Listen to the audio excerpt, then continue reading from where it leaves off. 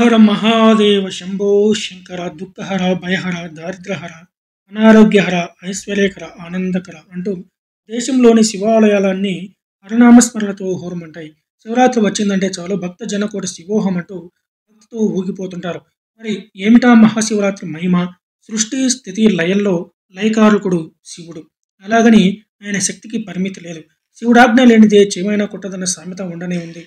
అలా శివుడు సర్వశక్తి సంపన్నుడై లింగాకారంలో ఆవిర్భవించిన రోజును మహాశివరాత్రి అంటారు. శివుడు విభూతి పుల్యుడు.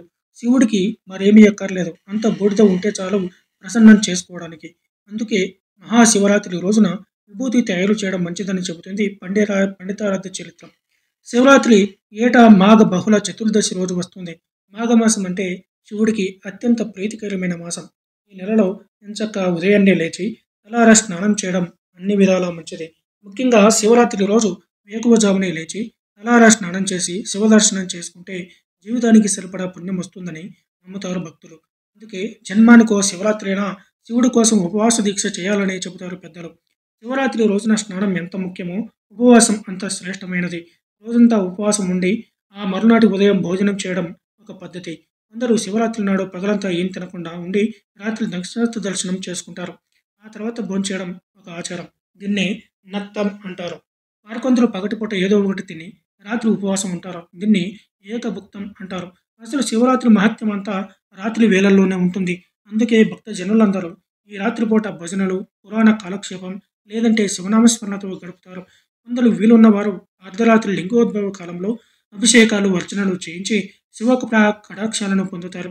ఇంతకీ శివరాత్రి అంటే ఏమిటి అని ప్రశ్నించుకుంటే శివుడు ఆరుద్ర నక్షత్రంలో లింగాకారంలో ఆవిర్భవించిన కాలంగా చెబుతారు.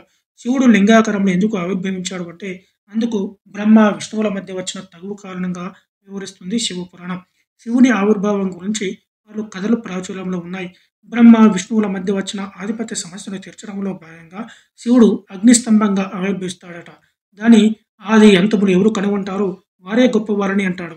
అగ్నిస్తంభం మొదలు చూడడానికి బ్రహ్మ, అంతం చూడడానికి విష్ణువు బయలుదేరుతారు. అంతం కనుగొనలేకపోయిన విష్ణు వెనుదిరగగా దారి మధ్యలో కనిపించిన కామధేనువు మొగలి పువ్వును చూసి బ్రహ్మ తాను మొదలు కనుగొన్నానని అంటాడు. కానీ అది నిజం కాదు. తన ఓటమి ఒప్పుకున్న విష్ణువుకు తనతో సమానమైన పూజలు ఉంటాయని వరమిస్తాడట శివుడు.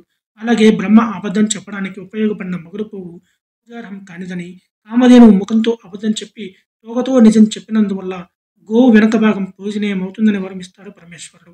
అంతేకాదు అబద్ధం చెప్పిన బ్రహ్మ ముఖాన్ని కత్తిరిస్తాడు. ఇలా శివలింగం ఆవిర్భవించడం వెనుక ఇంత కథ దాగి ఉంది. అందుకే మహాశివరాత్రికి ఎంతో విలువనిస్తారు హైందవులు. మహాశివరాత్రి రోజున తమిళనాడులోని అరుణాచలేశ్వరం దర్శిస్తే మంచిదని చెబుతారు. ఎందుకంటే శివుడు అగ్నిస్తంభంగా ఆవిర్భవించింది ఇక్కడే అని చెబుతుంది శివపురాణం. లింగోద్భవ సమయంలో బ్రహ్మ విష్ణువులు తనను అర్చించి మెప్పించడంతో ప్రసన్నుడవుతాడు శివుడు. శివరాత్రి రోజున తనను ఇలా అర్చించిన వారికి అష్టైశ్వర్యములు కలుగుతాయని సెలవిస్తాడు పరమేశ్వరుడు. అందుకే భక్త కోటి శివరాత్రి నాడు ఎక్కడ ఏ లింగం ఉన్నా వదలక పూజించడం ఆయనవాయితీగా మారింది. శివరాత్రి నాడు శివలింగానికి రుద్రాభిషేకం చేయించడం మంచిది. అంతేకాదు జాగారం ఉండి శివ పంచాక్షరి మంత్రంతో ధ్యానం చేయడం వల్ల ఎంతో మేలు జరుగుతుంది. కనుకనే మహాశివరాత్రి నాడు నమశివాయ అంటూ మారుమోగుతాయి శివాలయాలన్నీ. త్రయంబకం యజామహే అంటూ శివమృత్యుంజయ మంత్రం జపిస్తే సకల రోగ బాధలు తగ్గి పూర్ణాయుస్సు లభిస్తుందని చెబుతారు. ఇలా శివరాత్రి రోజున శివుడికి సంబంధించిన స్నానం, ఉపవాస, అభిషేక అర్చనలు చేస్తే సకల శుభాలు కలుగుతాయని చెబుతుంది శివపురాణం.